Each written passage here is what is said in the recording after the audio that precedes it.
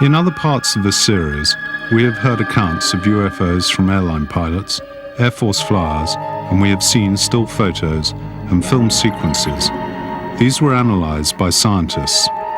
We've had much confirmed by the same flyers, both civil and military, particularly from Belgium and the former Soviet Union. From many angles and the weight of evidence, we can say that UFOs exist, and they may be guided by an unknown intelligence. The evidence also suggests an extraterrestrial origin.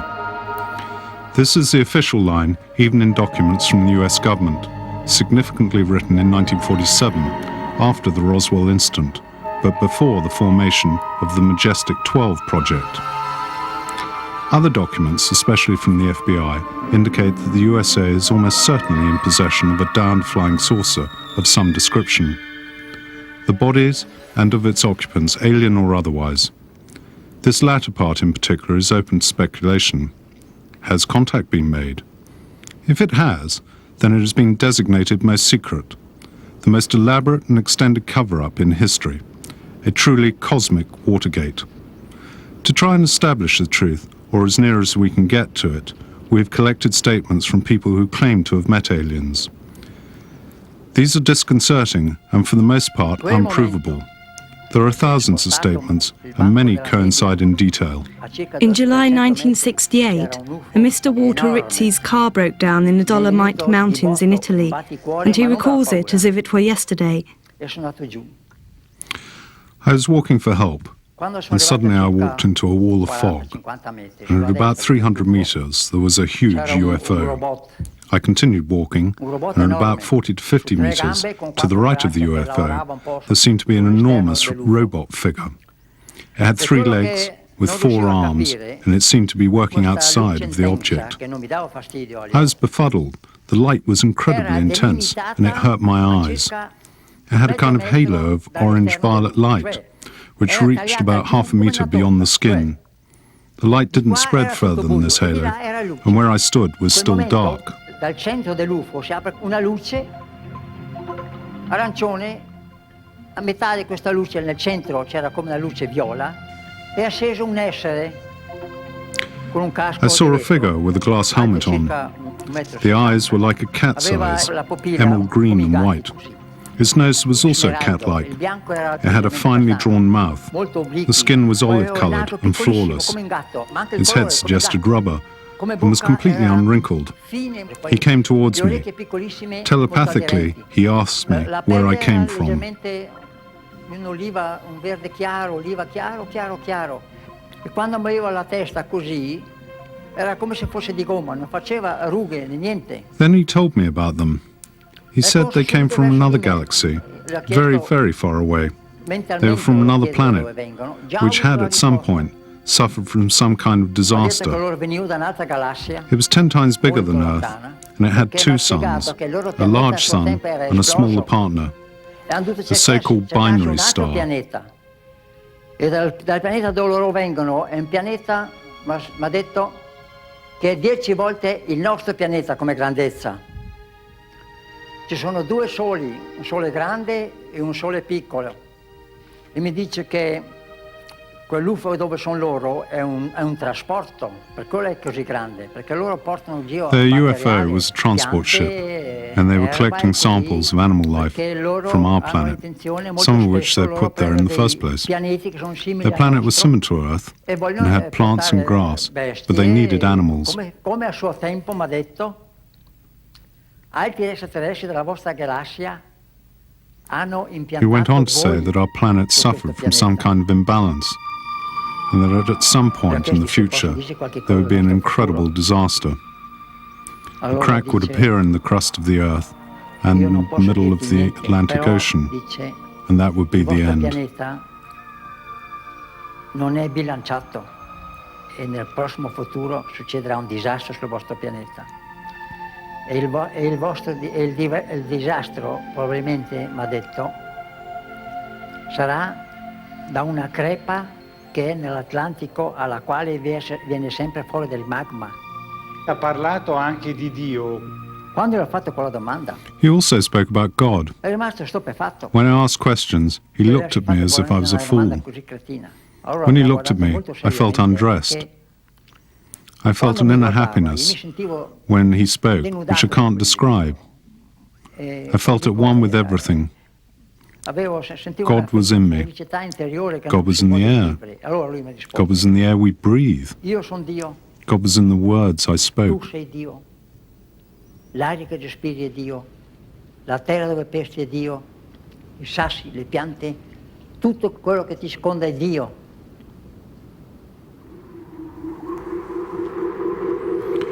When I understood he was about to leave, I became desperate and looked wildly around at the forest. I spoke out loud and begged him not to leave. I sobbed, "Don't leave me, don't leave me." He replied he had to go and couldn't leave me anything at all. It would harm me. I sank to one knee and I sobbed like a child. I pleaded with him. I was inconsolable. This was a very deep and moving experience. Even after so many years, the feelings are still fresh and vivid for Mr. Rizzi. All of the conversation had happened by telepathy.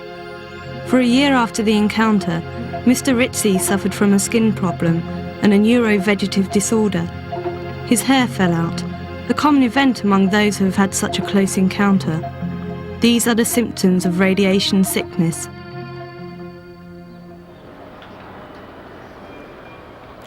Moving on to Mexico, we go to Tepoztlán, a small village some 3 hours from Mexico City. Here we meet the colourful Carlos Diaz.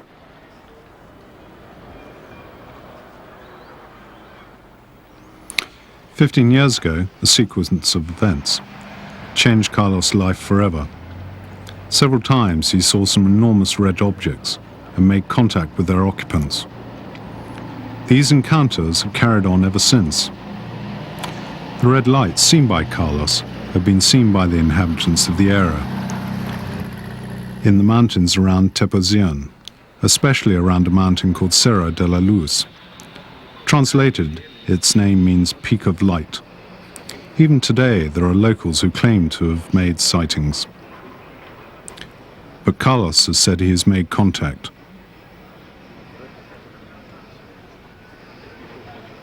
I had seen the light descend a number of times. I had seen it about the height of the mountain Cerro de la Luz. Then it came down onto the football pitch. I was hoping that something would happen and that I might meet someone from the craft. I felt a peculiar sensation in my chest, a feeling like when you're in love. Then an object suddenly appeared. Teniendo esa sensación tan especial como cuando está uno profundamente enamorado, de momento el objeto ¡pac!, se presenta. Son objetos de luz. La cuestión es que they were objects made up of light, a light which shone from the center, but strangely, all the light was contained within the object.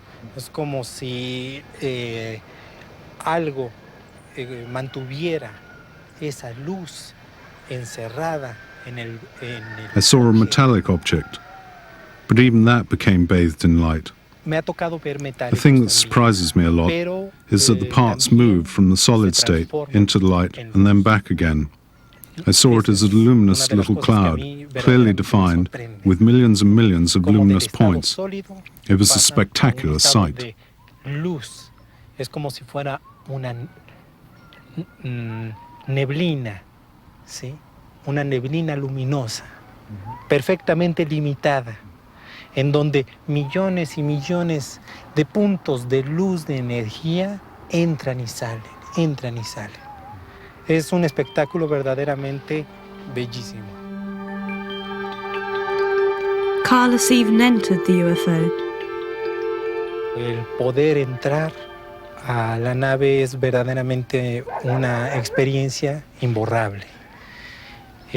Lo que puede uno ver dentro de la nave es únicamente luz, luz amarilla. Lo que fue para mí algo muy, muy emocionante Entering the object really was something. There was nothing to see except light. The most frightening thing for me was when I tried to touch my head.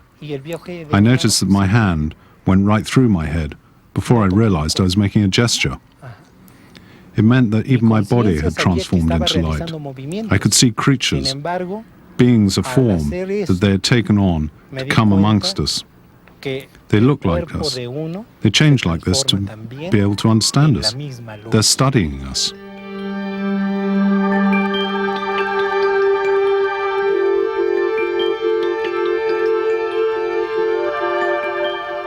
He tenido la oportunidad de ver a estos seres. Conozco la forma que ellos han adquirido.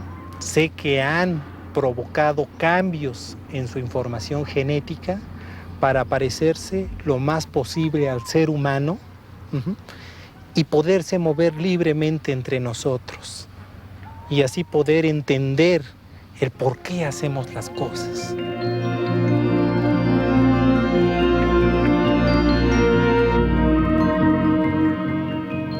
Y le dije, oye, ¿de qué lugar vienen ustedes del universo? I asked one, "Where do you come from?" He was walking in front of me. He stopped and gave me a pat on the back and said to me, "Carlos, I could tell you which star and which constellation we come from, but what counts is that we're here. The reason they come to Earth is the reason we travel, to see this marvelous universe. Earth is like an oasis. We should never attack these beings in case we never find out where they come from. Me, I'm not a chosen one, not a messenger, not a prophet. They respected me, and in return I respect them, and all that they've told me. El planeta Tierra es verdaderamente un oasis en el espacio. No tenemos otro planeta al que podamos ir si le damos verdaderamente una puñalada que mate. No soy ningún elegido, no soy ningún mensajero, no soy ningún iluminado. Ellos me han respetado totalmente en mi integridad humana. Es por esa razón que también yo tengo que respetar muchas de las cosas que ellos me han mostrado, que ellos me han enseñado. Carlos says that the visitors are preoccupied with the ecological state of the planet and the changes brought about by our nuclear activity. Many species become extinct every year. They limit themselves to observing, and they can't intervene directly. They respect our free will.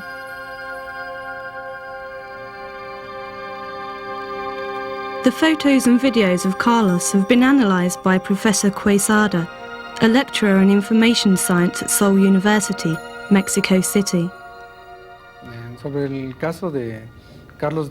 We've been studying the case of Carlos Diaz for 3 years. At this point, we have no reason to doubt his story. Teachers and students have analysed his photos and videos. He hasn't hoaxed us with models or such. We've found numerous other witnesses to the phenomenon in the village of Tepezian, witnesses of differing backgrounds and social standing. Outside of the UFO phenomenon, this is all we can do at the moment. For me, there are no elements of doubt. Testimonio muy grande de personas del pueblo, de ese lugar, que afirman que lo que presenta el señor Carlos Díaz se da en ese lugar. Y son personas completamente de diferentes estatus sociales y muchas de ellas completamente alejadas de lo que es el fenómeno ovni. Como universidad no he concluido la investigación, pero hasta el momento no tengo elementos para desacreditar.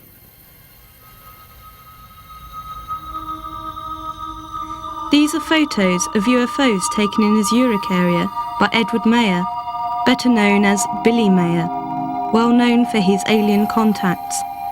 As you can see, these objects are similar to those filmed in North and South America.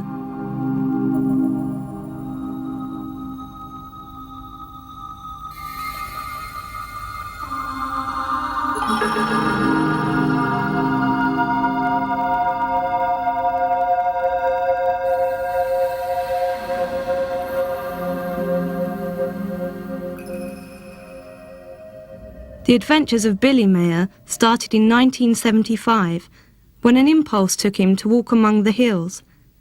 He sighted and filmed a UFO. He later claims to have made contact with the ship, aliens from which told him they had come from Pleiades, some 500 light-years from Earth. Dr. Musbrugger is his spokesman. Mayer himself has remained in seclusion for years.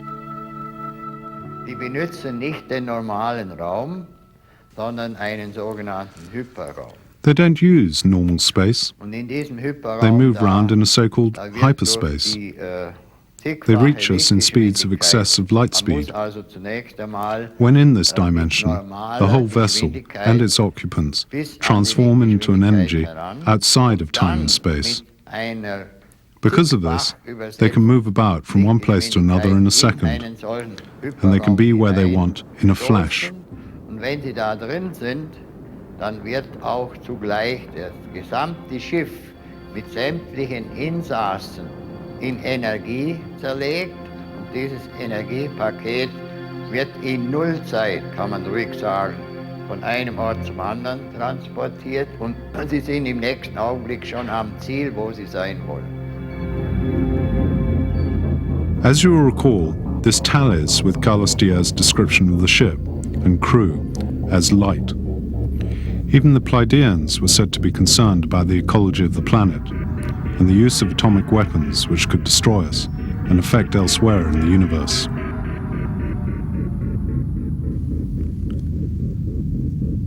The Pleiadians are similar to us, according to the photos taken by Billy Mayer, and he claims they have visited us for thousands of years. He also claims that they have tried to speak to terrestrial governments, so far without success. At their request, he wrote to various embassies, which got him into a lot of bother. Billy Mayer says that they've transmitted teachings to him to develop conscience and responsibility.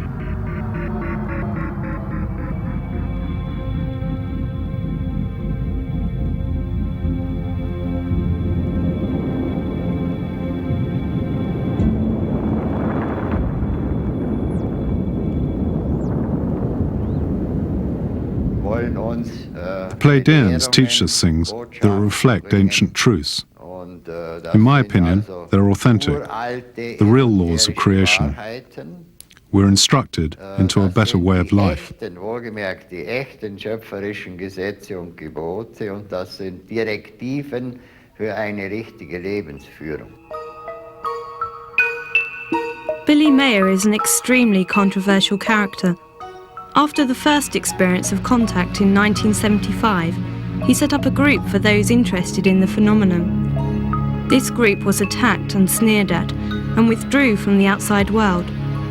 To the outside world, it appears as a sect, but it has never sought disciples, and no coercion is said to be involved. Many have accused Mayer of perpetrating a hoax.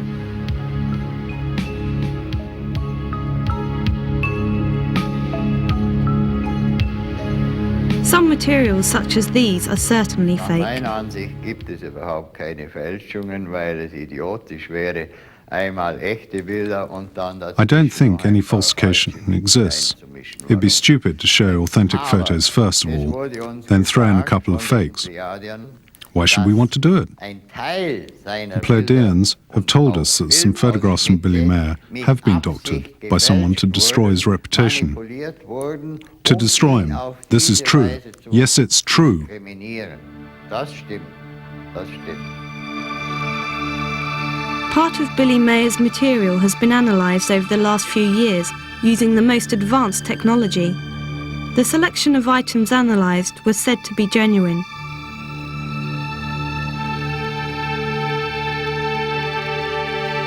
Wendell Stevens, an American researcher, has examined the photos from the spot where they were originally taken.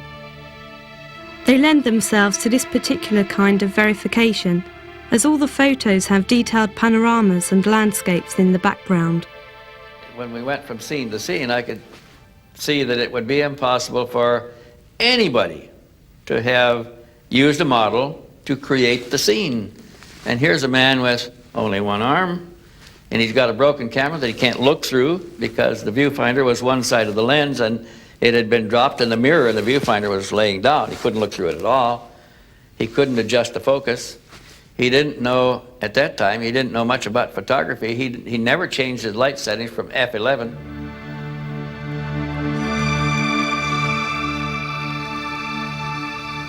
The traces left by the UFO have been studied by universities, and they have given similar results to those we've seen elsewhere. Mayer claims the Palladians have given him pieces of metal, and analysis shows them to be an unknown alloy, possibly even made with cold fusion technique, a technique still unperfected here. Research on the soundtrack of the film has yet to reveal the hoax. The sounds are electromagnetic in origin, fluctuating through many frequencies. These are stunning images. Look at the tops of the trees moving across the image of the UFO. And here you can see a Swiss Army Mirage jet observing the object. This sighting has never been confirmed by the Swiss authorities. Analysis has yet to confirm these photos as anything but genuine. The Mirage has its own sign and is generating heat. This part of the film is not a superimposition.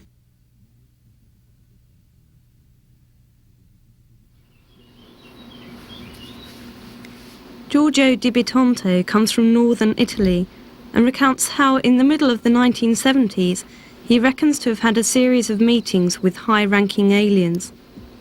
As well as these meetings with aliens, he claims to have met beings from another dimension.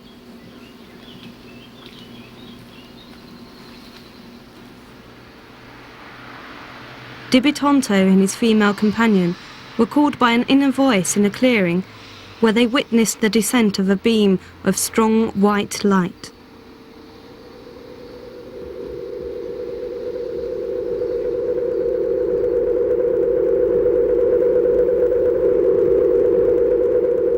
On the field, they landed a cigar-shaped ship with other discs flying overhead. This theme of intense light runs through all the stories. Questo disco praticamente al momento in cui noi ci siamo avvicinati, as we drew nearer the ship, it emitted a wonderful light. As soon as we entered the beam of light, everything changed. Everything transformed. We remained essentially ourselves, but we were transported somewhere else. I don't know how to explain it. I felt a sense of lightness. We went beyond the physical shell of the body. We felt the ability to thought read.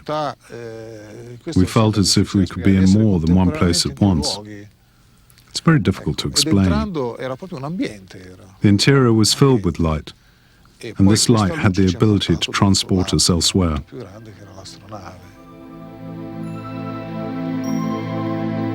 Di Bitonto in this account has shifted to another level of reality. He claims to have been totally conscious, not dreaming and not hallucinating.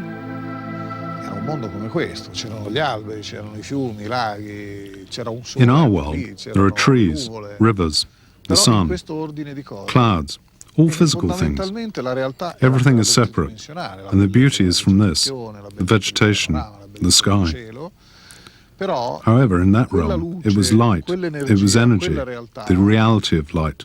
In that world, I'm part of you and you're part of me. Faceva parte di te e tu facevi parte di lei maggiormente. Di Bitonto tells us he was shown things on a kind of screen. What he saw were the dangers surrounding our planet and its future.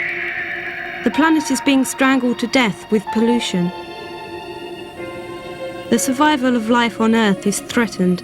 Its destiny is in our hands. L'uomo della Terra deve veramente cambiare tante cose.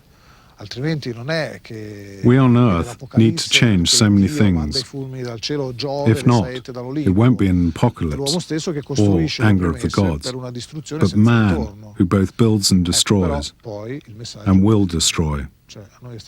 I'm putting across a positive message, but I've been shown many negative images, negative scenes where man destroys and damages our world. Da alcuni che vogliono portare determinate esperienze negative all'eccesso, una casa bella come questo mondo. Our shared environment, what kind of principles should guide us?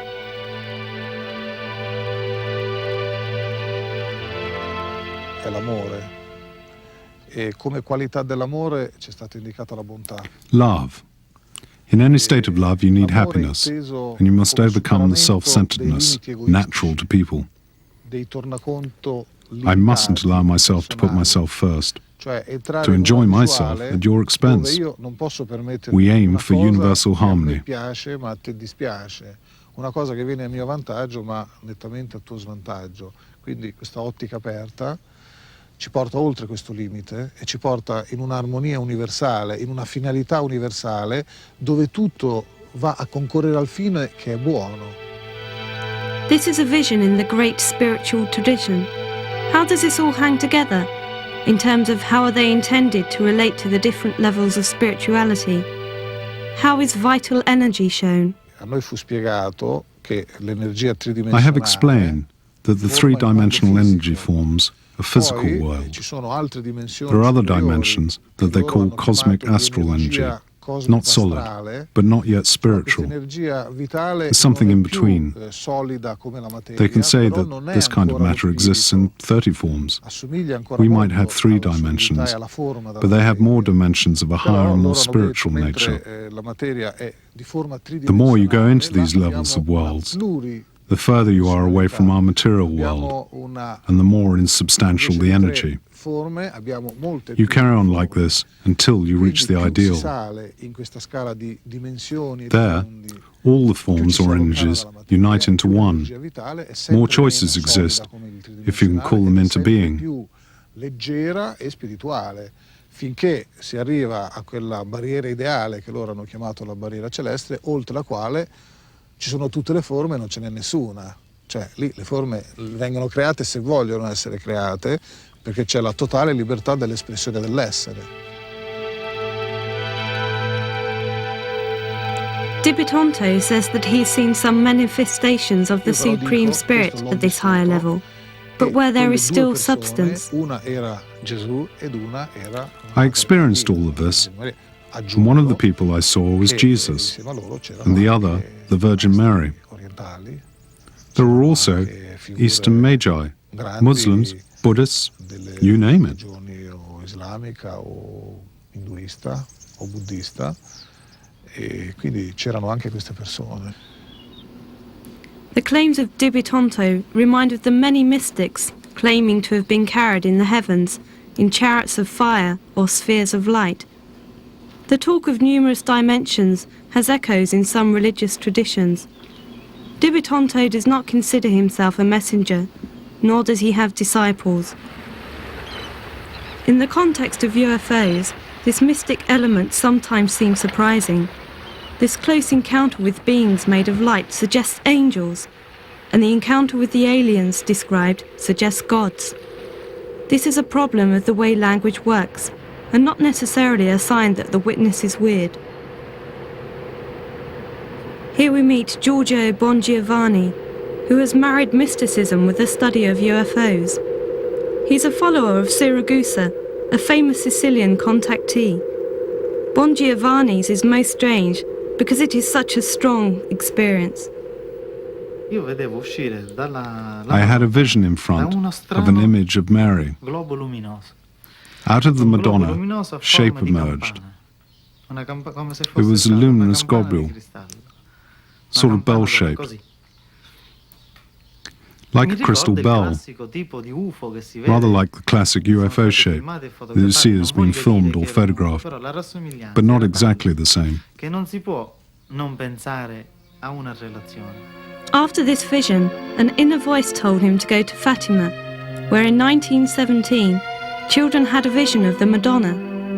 They claimed on that occasion that a very bright beam light had shone in the sky next to the sun. They were soaked by the rain and the beam dried them.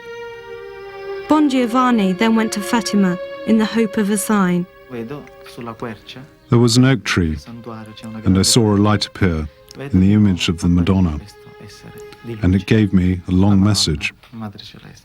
I saw two rays come from her chest, and they hit me on the palm of my hand. Then I was like this. I saw the rays. I felt them hit me.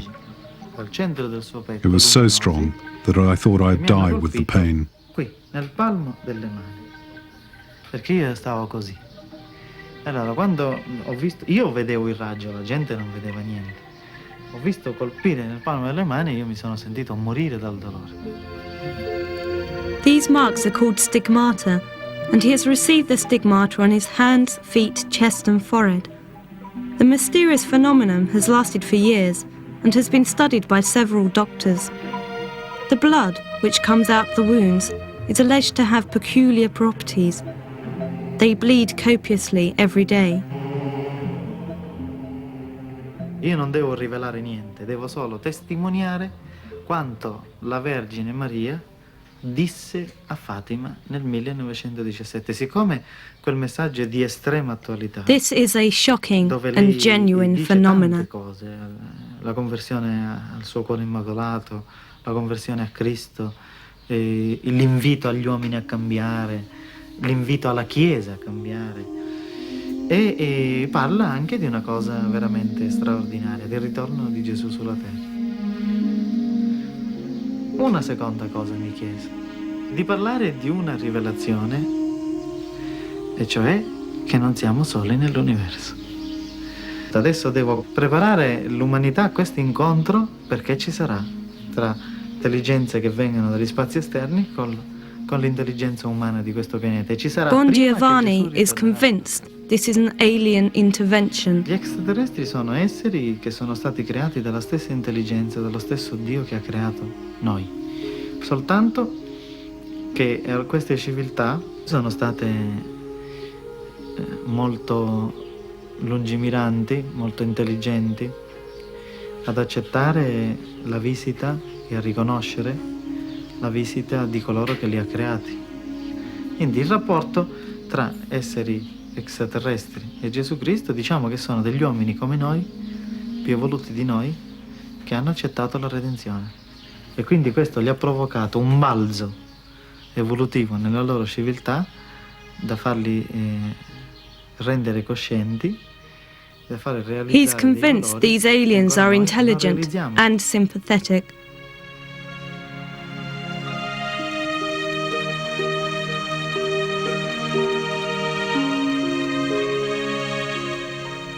Tre volte li ho visti fisicamente. Erano questi esseri di luce che sono molto vicini a Gesù. Molto. This witness holds conferences in Italy, the USA, Russia, South America and Africa. A group has been formed by his followers. Gli UFO col messaggio di Fatima. Sì, il messaggio di Fatima tu lo vivi, sappiamo tutti cosa è Fatima. Bon Giovanni believes it is his duty to spread this message to others, Piccolo, con la propria idea, con la irrespective propria of their cultura, con la propria religion, race or col belief. proprio modo di vedere le cose. Può fare The qualcosa, aliens anche met by deve witnesses up to now qualcosa have been described as per decent, salvaguardare respectable, preoccupied with our questo future. pianeta. There is no common description though, and either some of the witnesses are mistaken or they come from different worlds. But some testimonies show us more terrifying episodes, like the famous case of Travis Walton in 1974. He was an American lumberjack who alleged a UFO kidnap in front of his workmates. The incident was shown in the feature film Glows in the Dark. He was in a truck and saw a light. He got out and he went towards the object, and a light engulfed him.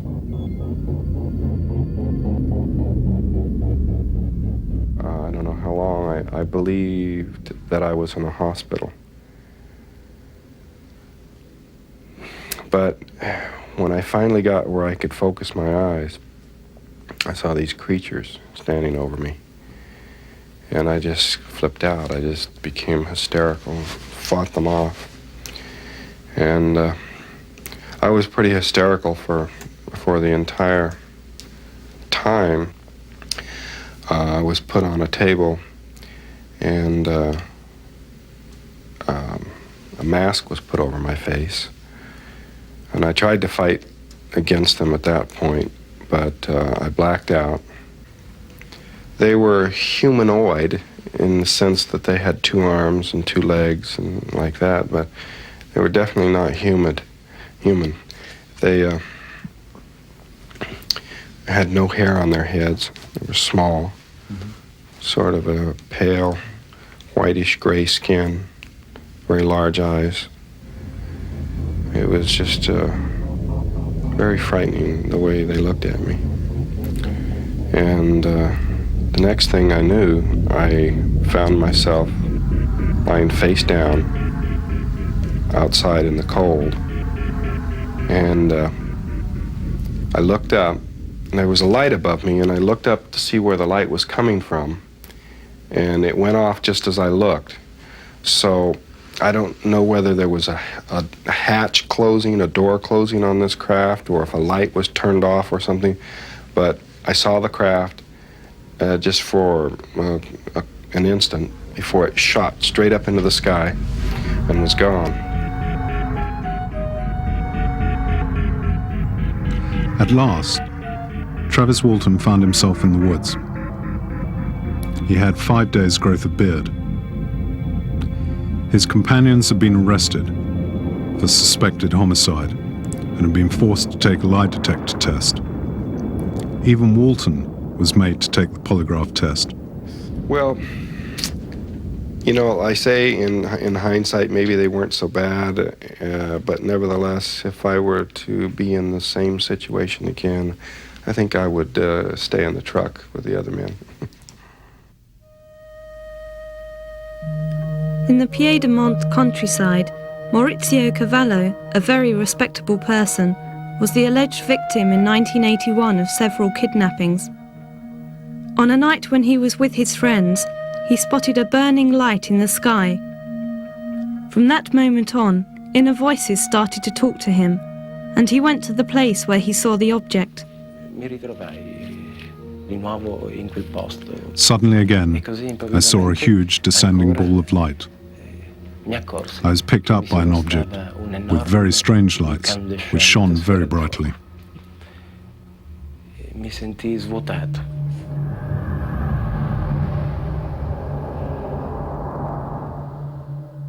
The experience transformed into a nightmare. I was a prisoner of something. I know I was awake and not dreaming. Che lampeggiavano tenuamente. E lì l'esperienza si trasforma in incubo. It was real, but a different, mad, horrible reality. So di essere sveglio, so di essere nella mia realtà, eppure una realtà diversa, una realtà. I sensed an inner voice, commanding, but at the same time calming. A sort of metallic feel to it.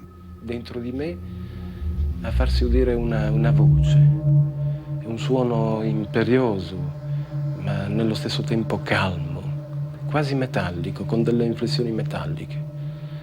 This voice, this sound, told me to be calm. Vidi quest'essere, simili a noi, esseri umani di questo pianeta. I saw a humanoid. It was dressed in a sort of overall, perhaps a spacesuit. What struck me most were the eyes, oriental in cast. Immobili, occhi profondi con un taglio orientale. For a long time, Cavallo thought he was going mad. He lost his family and his job. He claims to have been transported to other worlds, which he has painted since then. He visited underground bases of the aliens. He says the origin of our species was explained to him, and this was due to the genetic intervention of aliens. Cavallo won't talk about it willingly, and he has no messages. These are photos taken by Cavallo of UFOs and their pilots. The experience has transformed him. He paints and composes music. Much of the music used in this program was composed by him. Despite the trauma of the experience and the infinite suffering, I now feel a free man. Oggi mi sento un uomo libero. In the USA for years there have been meetings organised by psychologists specialising in those who have been contacted or abducted. The aim is to help them to overcome their trauma. Many elements of their experiences coincide, which gives them more credibility. The psychologist R. Leo Sprinkle is involved in the project. He is one of the foremost researchers on the subject. My own personal view of the majority of persons is that the majority of persons are normal in their psychological functioning. That is, they are not psychotic, they are not neurotic, they are intelligent and educated, and they are, as a group, they are sincere in describing what they believe has happened. Even the psychologist, Richard Boylan, a well-known researcher on the subject, has followed contacts for several years. This is how he sees it. I've worked with over 165 people who've had these extraterrestrial encounters. I'm understanding of their feelings and can bring them to understand what they've been through is not some strange thing that only happened to them, but that it's happened to thousands of other people as well. In recent years, abductions by small humanoids with a big head has been much discussed.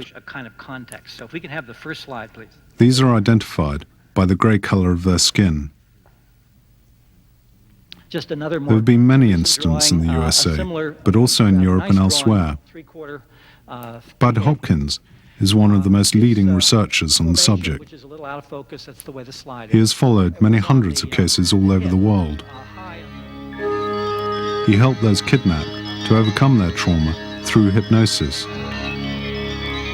even if the victims can consciously remember the events anyway. Often the abductions happen at night. The grey beings can go through walls, materializing and not materializing. They communicate telepathically. It is said that the grey people can take the person to the spaceship through a tunnel of light. The kidnapped person is then subjected to a medical examination, with several samples taken. Sperm is almost always taken from men, and ovum from women. These abductees often have scars on the body of a victim, like these 10-year-old ones. The victim discovered how these were done after an abduction experience, which he can only remember under hypnosis, and which was confirmed by witnesses. Let's respect his desire for privacy. Bud Hopkins shows numerous examples of wounds. Next slide. With some of these, small objects were discovered. Next slide, please. Which are extremely interesting. They were said to be planted during the kidnapping. 4 cases I'm aware of. They've been studied in university laboratories. The basic purpose of this seems to have to do with the need of the aliens to remove human ova and sperm or cells to take our DNA, our genetic makeup, and to mix it with their own, as if what they're trying to do is to create a hybrid mix.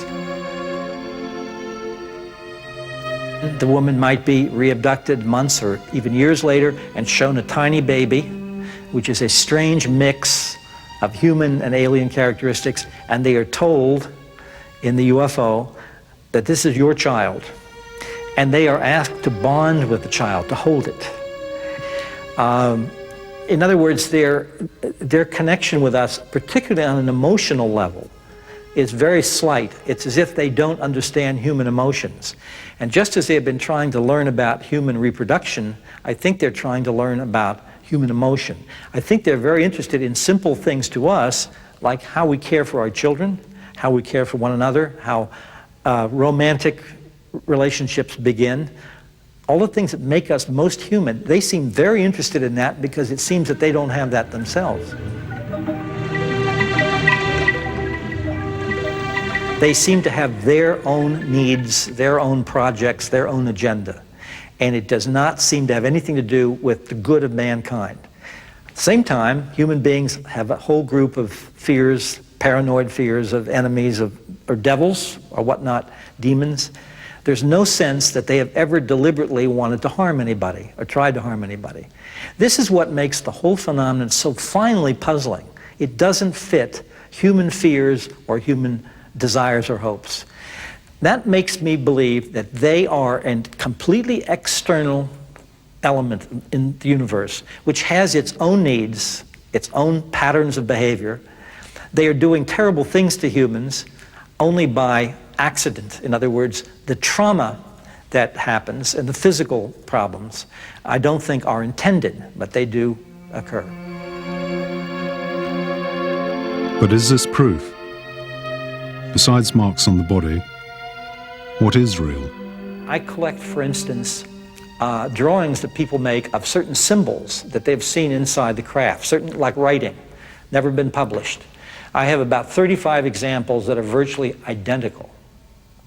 And I have had now 3 times when someone has made a drawing for me of symbols, of writing. You have no idea what it means.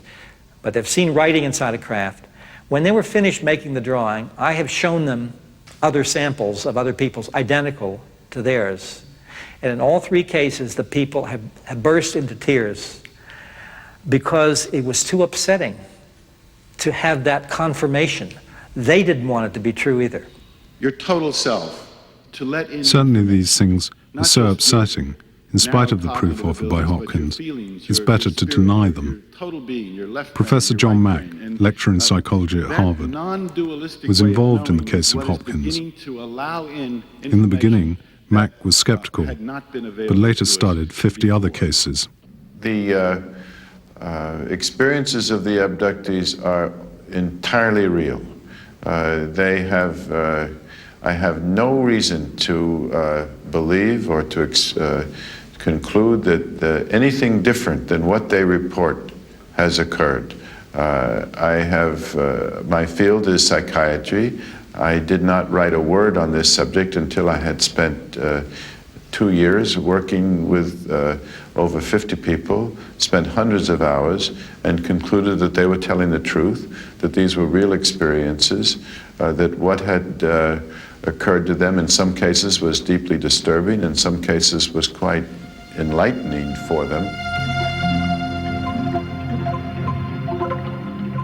There are in fact many cases in which after taking of the organic sample, an important human-like alien showed the kidnapped victims the danger which faced humanity. In many witnesses, it has provoked an internal transformation.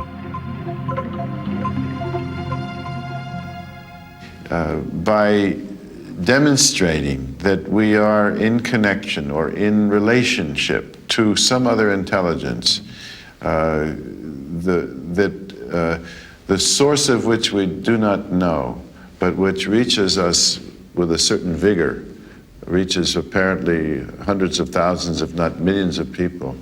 This invites us to open up to the universe, to a far more interesting, more alive, more expanded sense of ourselves and the universe in which we live. And if the work can open us to that possibility, I think that's the most important aspect of it. Prayer, as far as all concerned, in this section, we will discuss another phenomenon, that of animal mutilation, studied by Linda Howe in many countries. I also have had my hands on a camera. She points out that it is a widespread phenomenon, even if it is rarely discussed. There are thousands of cases of domestic and wild animals found in inaccessible areas whose organs have been removed, especially the reproductive ones. These are not ripped out, They are removed in a highly sophisticated way. Many cases in the USA have been certified by the authorities.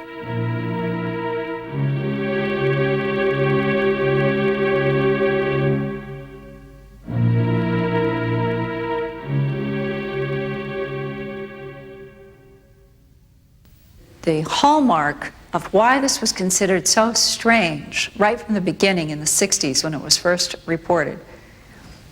No blood at the excisions, no blood on the ground, and no tracks around an animal, not even its own. Often a beam of light was seen radiating down from the sky. And in my files now, hundreds and hundreds and hundreds of cases around the world. And I have eyewitness accounts in broad daylight where people have seen what they say are non-human creatures carrying a calf or moving a cow from a pasture into some kind of a object that's not identified, and then later finding that animal in the pasture mutilated, or the animal simply disappears from the farm altogether.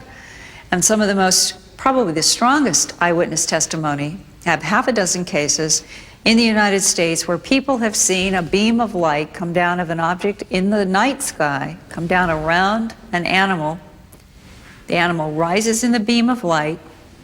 Then, some cases, the animal drops to the ground and it's mutilated. In a couple of cases, they've seen the animal lowered to the ground in the light and it's mutilated.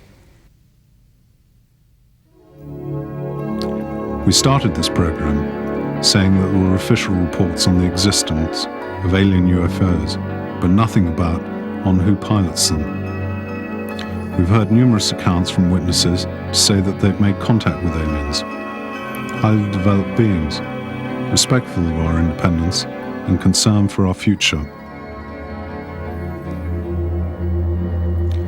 These numerous accounts are the true Watergate, the real cover-up. Official documents reveal UFOs present, but no one has yet revealed why the sightings have no official correlation in close encounters.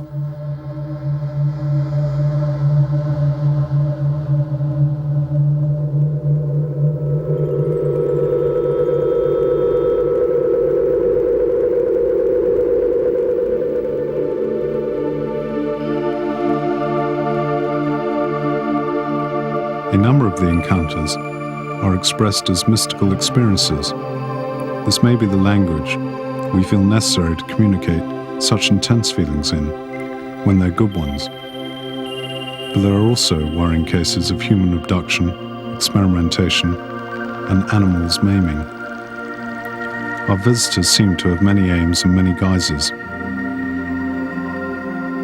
But is this a new phenomenon? According to many researchers, we have been visited by UFOs for thousands of years. If you're interested in this, you can learn more in another program in the series, Astronauts and the Ancients.